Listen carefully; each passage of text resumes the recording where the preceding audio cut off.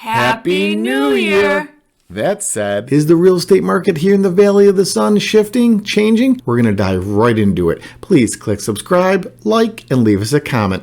That truly helps this channel grow. Jennifer, take it away.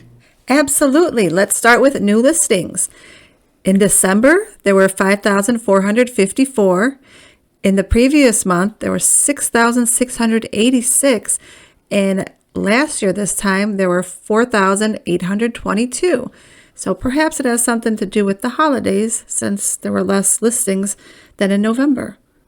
Agreed. And one more thing about new listings. What I'll say about new listings is there's going to be a changing of the guard, a new president, and typically when that happens, they change up their rules and regulations or how they want things to go. So my guess is consumers, buyers and sellers are holding off a little bit. So when it comes to real estate, a lot of people, potential buyers and potential sellers, are hyper-focused on interest rates and again, the prices of goods and services.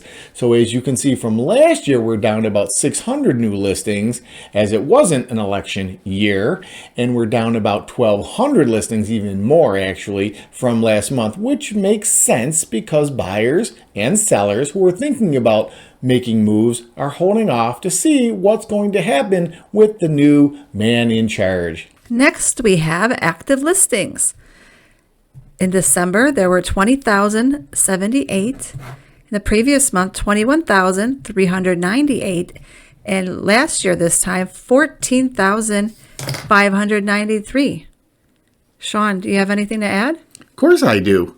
You notice that we're actually down from last month when it comes to active listings, which is, to speak with forked tongue, you would think that if there's less houses for sale, then there's going to be less houses that are actually on the market. Contrairement, we're actually seeing that probably November, December, as the year comes to an end, some buyers probably understood that they had to make their moves, or it was a good time for them to make their moves prior to the new year. So they went out shopping with a higher inventory. Don't get it twisted. If you look at the last year, 14,000 plus or minus listings, and now there's 20,000, or last month 21,000, there's still a decent amount of inventory. And you'll see as we get further on into this video where exactly inventory is now. But my guess professionally is that some buyers took advantage of purchasing now because you don't know what new year, new tax rules and regulations were going or are going to be. So it's not a bad idea to make your move if you believe the timing is correct based on your needs and wants when it comes to real estate. On to closed listings. In December, there were 5,028. In November, 4,879, and last year, this time, there were 4,911. Let me just say about closed listings, they are the final say, final score if you like sports, meaning throughout the game, it doesn't really matter who's up or who's down. At the end, when the game is over, the whistle blows, that's where you're going to find the facts in the matter. Meaning, we could have active listings, high, we could have inventory, low, buyer's advantage, seller's advantage. But at the end of the day, when we look at closed listings over the course of a year, we can see they have remained relatively the same, which means people are out there putting their houses for sale and people are buying those houses. So although, like life in oceans, real estate has its ebbs and flows, we can clearly see that over 12 months, they have remained relatively the same. And that's an indication that things are still moving. Things being people. They're still buying houses and selling them. If you're looking for your dream home, perhaps an investment property or a second home here in the Valley of the Sun, then our new mobile app is for you. It's fast, it's private, it's accurate. Best of all, it's free. Go ahead, give it a try. Ooh, the average sales price is up. Cha-ching! In December, it was $612,540. In November, it was $577,737.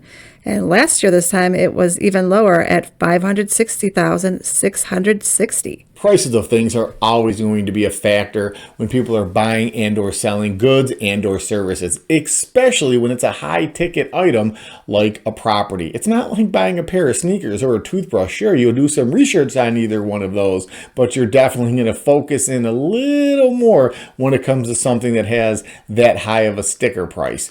That being said, we can see a pretty big increase from last year to this year. Increasing in property is good. Again, buyers are always going to want prices to be low in the basement, as we joke and say, and sellers always want them to go through the roof, again, as we say in the real estate world. But when you need something, and again, I won't go down the rabbit hole, front row concert ticket to something you must have where you're going to pay an exorbitant amount. Could that happen in this industry? Absolutely. When inventory gets super low, it does happen. And the other way around, where you can't give a ticket away when nobody wants to see that artist, in real estate terms, that area, that style house, etc. But when you have a decent market, where we are right now, prices are going to fluctuate. And unless you're not buying a house immediately to sell it, then as long as you're happy with the neighborhood and you're happy with the house and your payments, all those things combined, then the house price isn't the biggest factor when blended into your happiness, but it's definitely something you're going to look and concentrate on. So it's a good thing when you actually purchase a property that the value holds its own or continues to rise. If the data within this Phoenix real estate market update video, or any others for that matter, isn't clear, please reach out to me. I'd be honored to answer your questions. That's what this channel is about, helping you learn the facts and figures when it comes to most anything Arizona, especially real estate. Make sure you click subscribe, like, leave me a comment, and above all, check a few of our other videos out. There's hiking, golfing, local events, and a few amazing home and community tours. I know you'll love them. Okay, back to this one. Sold to list ratio. Let me explain. If a seller gets 100%, that means they got their full asking price. Pretty simple, right? Yep. In December, it was 97.4%. In November, it was 97.9%. And last year, this time, it was exactly the same, 97.4%. We don't have to spend any more time on sold to list ratio, as the numbers were about the same over the last 12 months, and Jennifer explained it perfectly. So what's next? Monthly supply of inventory. In December, it was 4. Last month, in November, it was almost 4.5. And last year, this time, it was 3. I love using this statistic to help determine what purchase price we should go in on for a potential home, for a potential buyer. I also like using it for a potential seller to see where we should list their property for or at. Usually a good inventory is between 2 and 4 months, being average 3 months. That's right about the sweet spot. You can see last month we were just over 4.5 months of inventory. You can also see that towards year end, that inventory started to get gobbled up. Even though prices were rising, potential buyers actually got off the fence and became buyers. So now the inventory is back at 4 months, right on the money. So we're right where we want to be if you're a buyer or a seller. And we'll see as the year progresses where that inventory is going to go, which will determine what prices we would, again, submit an offer for a buyer on a new home and where we would list a property for a potential seller. Next, we have listing success rate. Let me explain this one as well. If it's 100%, the homes are selling like hotcakes, like they were in 2021, but they are not. In December, the listing success rate was 68%. In November, it was 64.2%, and last year this time, 68.4%. That's all there needs to be said about that. Great job, Jen. Hang on. Let me add one more thing, maybe two.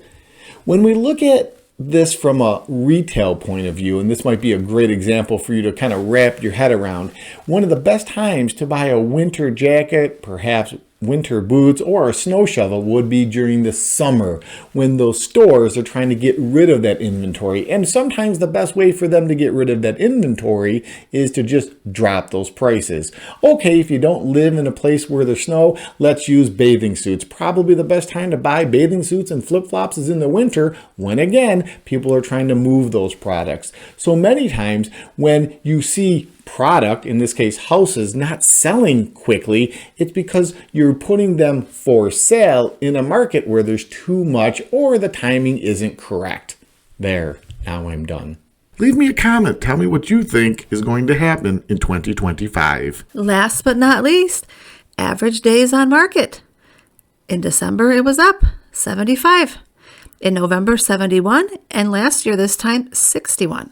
This is another statistic that I absolutely love, DOM, days on market. Why, you may ask? Because many buyers and sellers, typically more sellers, always ask, hey, if we list our house for sale, how long will it take to sell? How many days before we get an offer and there's a sold sign in the front yard? Thus, days on market. So we can use this, again, using the 80-20 rule, for about the same houses, about the same area, about the same time frame, how long it's going to take by the numbers to receive an offer, put it under contract, have your inspection, your appraisal, and then ultimately sell the house so the buyers have a new home and the sellers get a paycheck or a payday, whatever makes you happy. If you like this video, make sure you check out this one. I'll see you over there. Until next time, take care. God bless America. I'll talk to you soon.